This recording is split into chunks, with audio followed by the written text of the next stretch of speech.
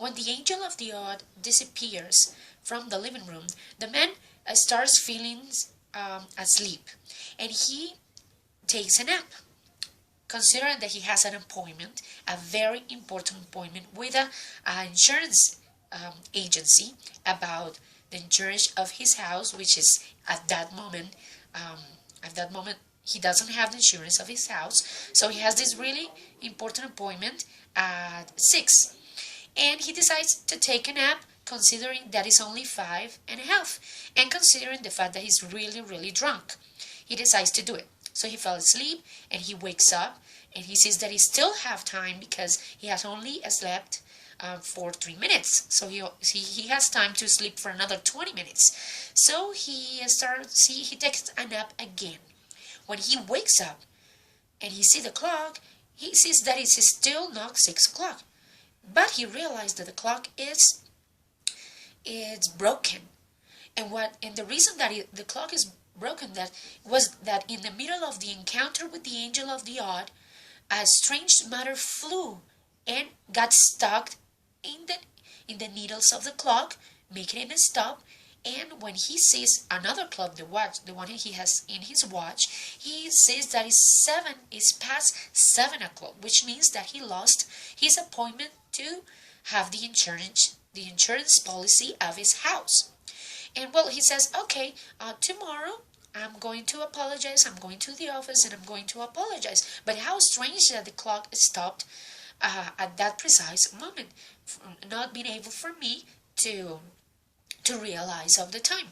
So for him, it was only a coincidence that it didn't matter much. But at night, when he goes to sleep in his bed, he is so drunk and he's still so dizzy that he forgets to turn off the candle of his bedroom, and he falls asleep right away. Now, what happens next is that a rat gets into his room, and it takes the candle away. And because it's lit, it provokes a very serious fire.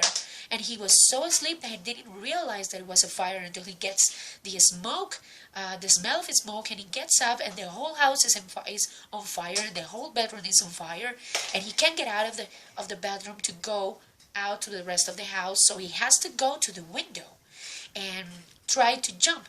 People is now all around the house, the neighbors and the police, trying to see how to rescue him. So they put a ladder on the window, so he can get out of the bedroom before he gets burned and died. So he tries to get out of the ladder and go down the ladder, when in a strange accident, for strange reasons, a little pig coming from the other house, the neighbor house, decides to get close to the ladder and decides to scratch with the bottom of the ladder, provoking that the man fell and break his arm.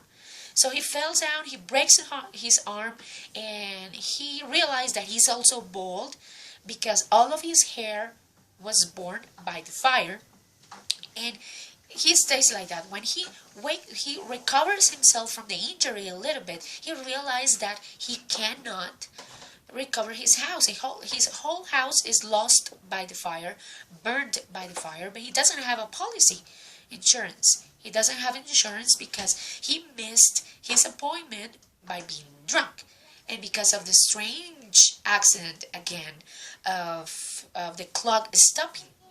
And well, he recovers from this, and he decides that maybe this is the time of his life, the time in his life when he needs a wife because he didn't have one, that he needs love, maybe to recover from the bad incidents that have occurred until now. So he finds a woman, and this woman is a widow, and the widow is looking for a husband, and give him the possibility to be a prospect. At this moment of the story, the narrator tells us that he's wearing a wig because he was bald in the fire. So he's wearing a wig, trying to be more agreeable in his appearance to the widow. When he has an encounter with the widow, something all again odd and strange happened, and this is that the wig get tangled with some object in the widow's dress, and it fell off. And the widow says that the man is bald and all burned, and she starts being despiteful to him, and she runs away, mad and furious, because she didn't know that he was bald. He didn't tell her anything, and that he didn't have a house, he was broke because of this. So he lost this opportunity for love because of this strange accident with the wig. Then he tries one more time. He tells in the story that he tries one more time with another woman, and in this moment with this specific woman, something also very strange happened. Has an appointment with her, and he's going to meet her in the street, and he's in the street when there's a lot of people, and something happened during the fire. A small piece of a strange matter gets into his eye, and it was in the corner of his eye until then, but in that precise moment when he sees this new woman passing, the matter gets into the man's eye and make him temporarily blind, so he's incapable to see her passing. So she passed, and she sees that he doesn't wave her, and he doesn't say hello, and she sees that he ignored her, apparently, for her. She gets this like an insult, and she's very offended, but what really happened there is that he was blind and he couldn't see her. So she passed away, and she decided not to have any contact with him again, and she reject him, and he finds this unbearable now that he has tried to find love and a wife twice, and for this very odd incidents having able to happen. At that moment, the angel of the odd appears for a second time, trying to help him with his blindness, and he can recover. So what the angel of the odd does is getting the piece of the object away, and he gets his sight back. But he decides that life is too unbearable for him now, and that all of these events made his life not worth it. So he decided to commit suicide. When he makes the decision of committing suicide, he goes to the river, and he is going to jump to the river to kill himself. He takes his clothes away. He's taking his clothes away to jump to the river when another strange, odd accident happened. Apparently, in a coincidence, a raven, a crow, comes and flies to the man's encounter and takes away his underwear. And because he is now naked, he decides to go away and run and chase the crow. So he gets his underwear back, and when he runs chasing the crowd, something really worse happened.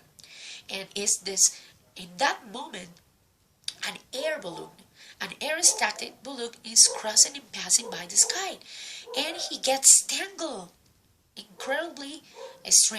an incredibly strange way. He gets tangled in the air balloon, so he's dragged away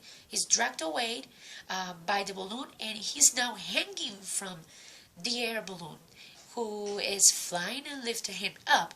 When this happened, he gets his shoulder, because he was in the arm was broken, and he gets hurt again.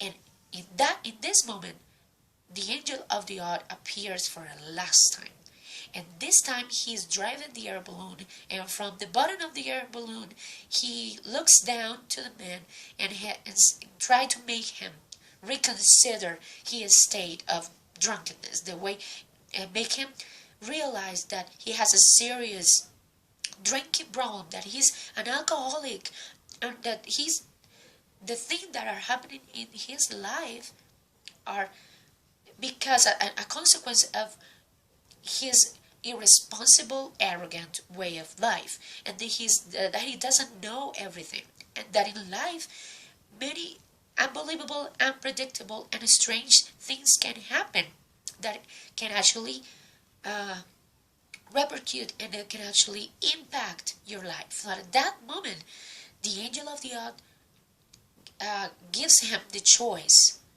to choose between life and death, because he's going to cut up the rope and he's going to let him fall into his death. But he reconsiders and he says, I'm going to be sober. I am sober. I'm going to be sober. I recognize this. And he promised to change. At that moment when the angel of the odd makes the man reconsider and repent, he drives him in the air balloon to his house, and he goes to they get to the floor of his house, above his house, and he threw him away. At that moment he falls into the chimney, and he lands in the living room of his house, when it is still set like at the beginning of the story, the table with the newspaper and all the liquor bottles, and he fell, and everything got broken. But he realized, oh, this is it.